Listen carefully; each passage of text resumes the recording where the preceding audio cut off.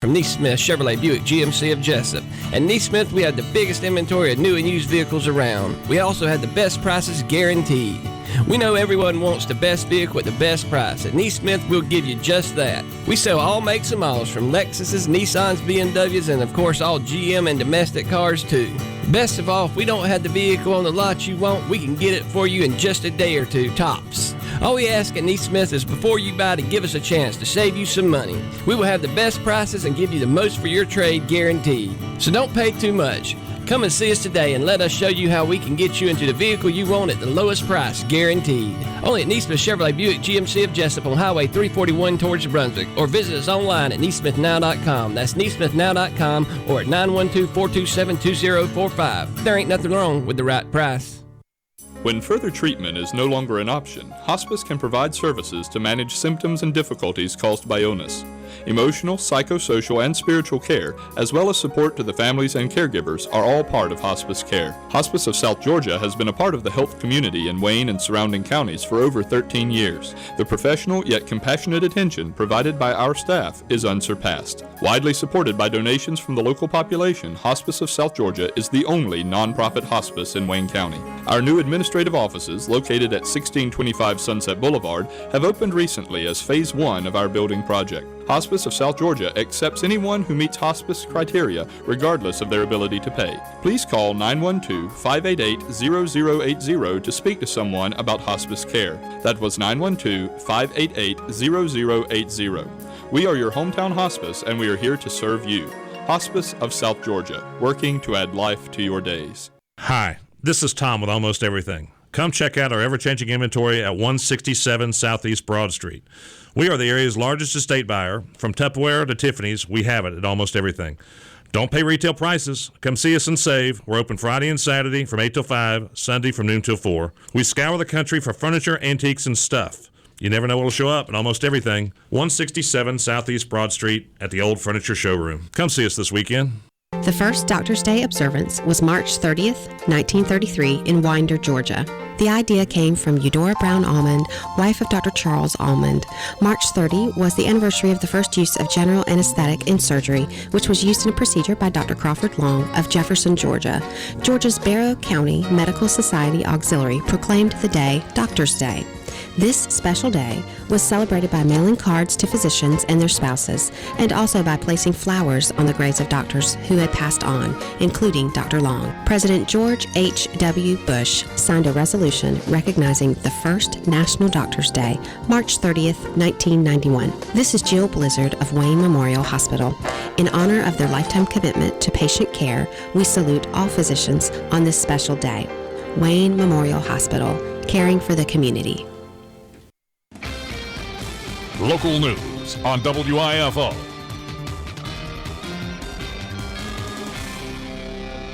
It's time now for a look latest in local news. And the news director, Randall Miller, on his way back to California as he was released from custody Wednesday, having served just one of his 2-year prison sentence at the local Wayne County Jail.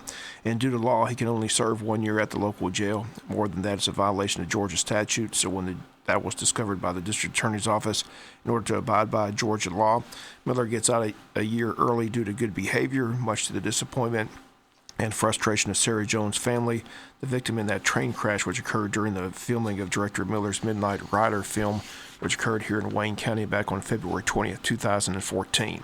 He was sentenced a little over a year ago, March 9, 2015. Attorneys for both sides agreed to the release. Miller still has to serve 9 years on probation, but will do so in his home state of California. Sarah Jones' parents in the courtroom, and before agreeing to the plea agreement, Judge Anthony Harrison wanted to hear from the parents, and Sarah Jones' father had these comments Wednesday morning in Wayne County Superior Court. Sarah Jones is gone from this world. We can't get her back. While much of this is about Sarah, it's also about the living, about those in the film industry that may find themselves in a dangerous situation or be put in that dangerous situation. When Elizabeth and I agreed to this plea, it was our understanding that he would be serving 2 years in jail. If we had understood it would be 1 year, we would not have agreed. I want to be clear that we don't want to inflict, we do not mean to inflict more pain on Mr. Miller's family. We understand that, and you can only imagine that there's been quite a lot of pain in their family. But this is, in our view, about a bigger purpose. It's about making the film industry a better and safer place. And in order to do so, we feel very strongly that this is an important element, that Mr. Miller be held fully accountable for what he did. Elizabeth and I have met with numerous people in the film industry over some period of time now, representing the Sarah Jones Film Foundation. And we've met with executives in the industry, union officials, people you might recognize the name like Amanda Seyfried, Clint Eastwood, different ones, and they're all looking out. Everyone in this industry is looking out, not only in the U.S. but worldwide. And it's for that reason, again, not to inflict more pain, but to, in a bigger picture, inflict less, make it a better place. And for that reason, I must say that we are disappointed in what is being done here today. And once again, those comments to Sarah Jones' father. Jones family set up a foundation in honor of their daughter, and they state that's what's important to them, as that a message be sent loud and clear to the filming industry. They believe the film industry is getting a message and taking more precautions with their employees. Assistant DA John B. Johnson says a message has been sent to the film industry, as Miller's the first director in film history to be found guilty of involuntary manslaughter in the making of film, and Johnson also outlined other punishments that have been imposed against the director. He's had to pay the $20,000 fine. He still cannot serve as a director, first assistant, or supervisor with responsibility for safety in any film production. He still is under the supervision of the probation department for that time. So this will be a continuing situation. Whether somebody will hire him or not in other capacity is really up to the industry. I would suggest that it will be hard for him to find financial backing based on this plea of guilty and sentence.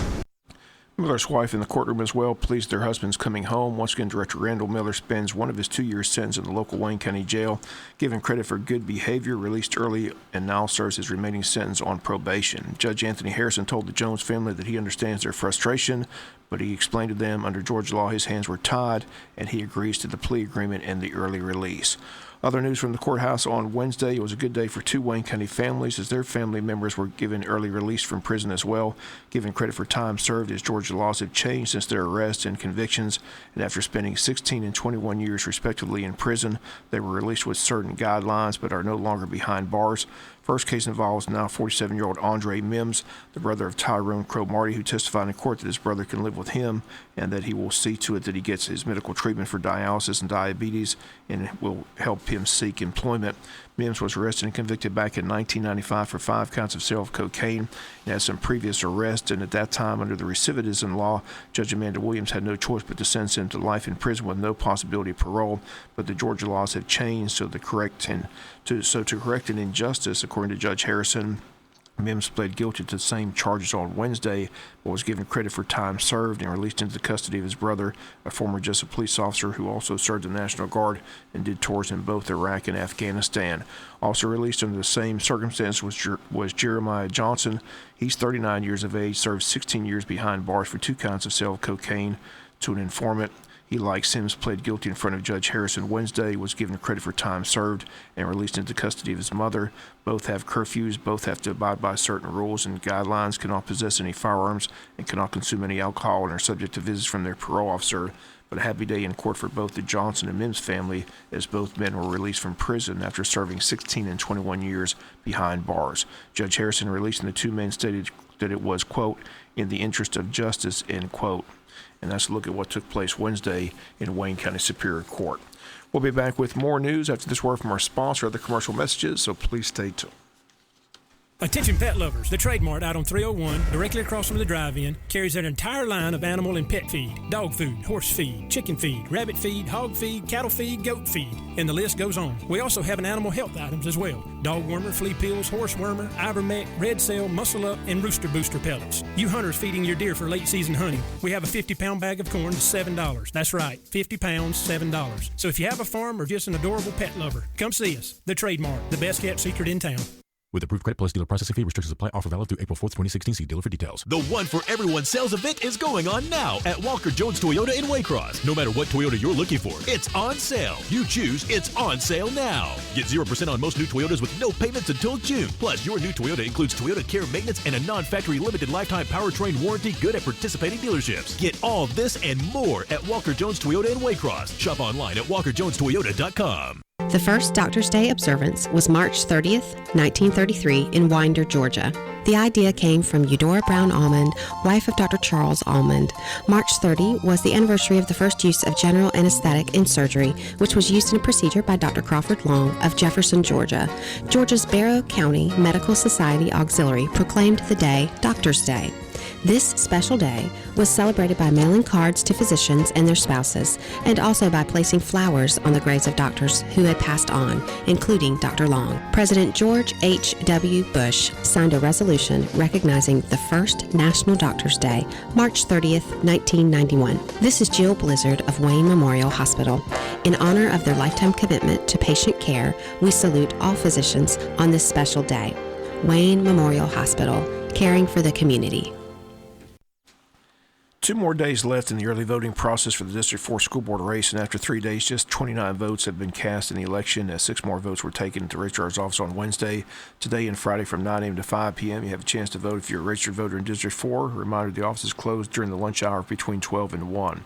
2 candidates are Candace Gilbert and Sharon Daniels. The winner joins the Board of Education to represent District 4. Candace Gilbert joined us on the Butch and Bob Show on Wednesday. Sharon Daniels scheduled for this Friday. Again, over 1,500 registered voters in the 4th District, but after 3 days of early voting, less than 30 votes to be counted in that important position on the Wayne County Board of Education. Candace Gilbert stated Wednesday that the district is excited about the new Martha Ross Smith Elementary School being built in the district. Gilbert also stated that she supports the current principal, Princess Dow, at the school, and is disappointed that Dow has not been renewed as the principal next year. Betty Sapon handed the board meeting on Tuesday, voicing her displeasure with the recommendation that Dow not be recommended back. Sapp says she wants to meet with the superintendent and the new District 4 school board member and discuss the decision. No announcement as of yet as who will be the principal next year at the new Martha Ross Smith Elementary School. Wayne County Democratic Party will meet at the law office of Alvin Leapart on Tuesday, March 29th at 5:30 to discuss the selection of delegates from the 1st Congressional District. The delegates will be elected on April 16th at Bennett Union Baptist Church. Both Beverly and Alvin Leapart are running to be delegates for Hillary Clinton. And if you need more information, call 427-2024. Tonight at the Coastal Pines Technical College, Wayne Memorial Hospital continues their lecture series, and Dr. Jeffrey Harris will be the guest speaker. Again, the topic will be advances in childbirth.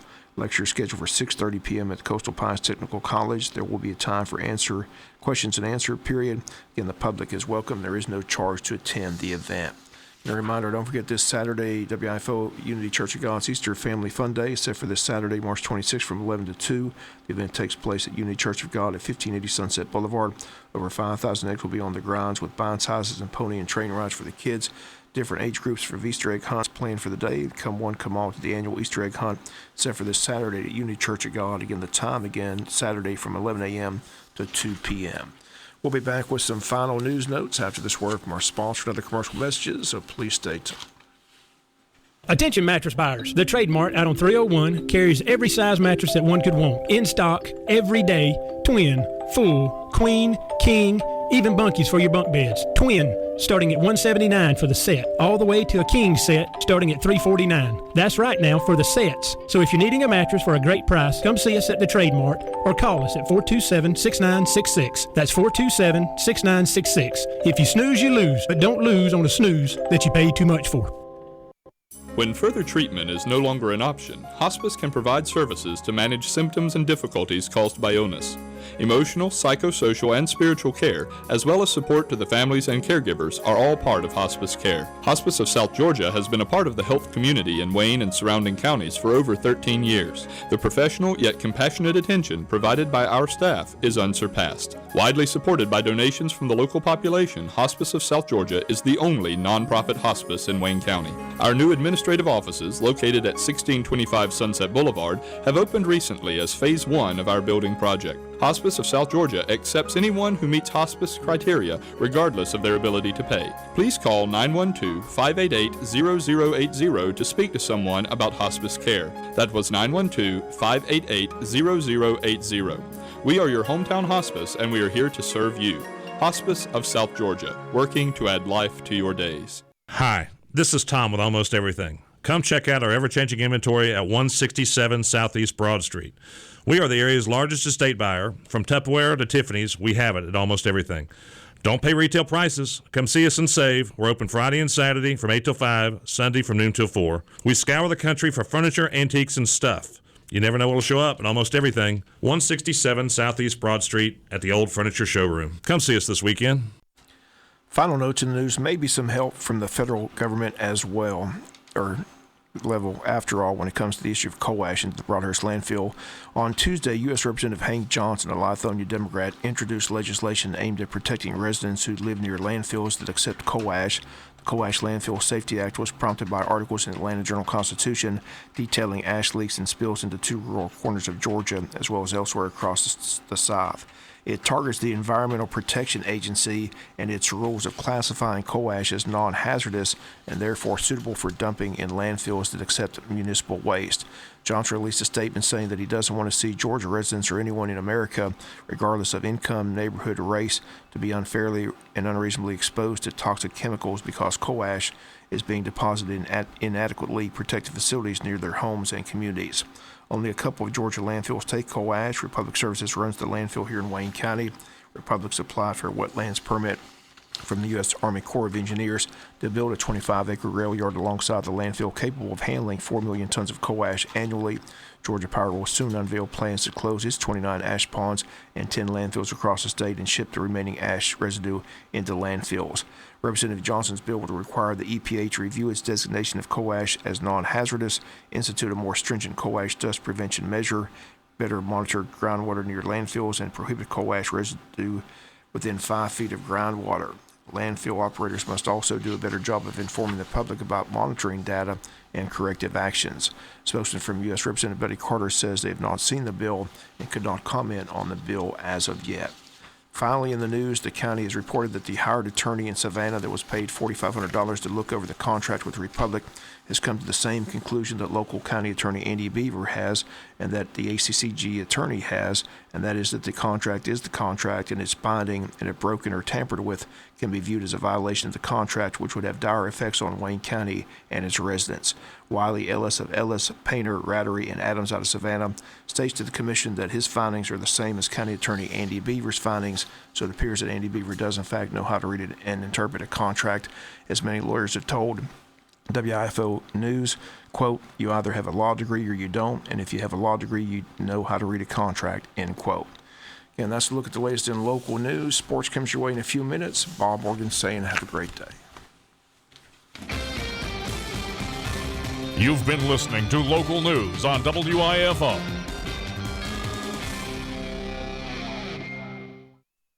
The biggest, most awesome community-wide Easter Family Fun Day and Easter Egg Hunt will be held Saturday, March 26th on the grounds of Unity Church of God in Jesup. It's the 46th annual WIFO and WLOP Easter Egg Hunt, and all kids ages 1 to 12 are invited.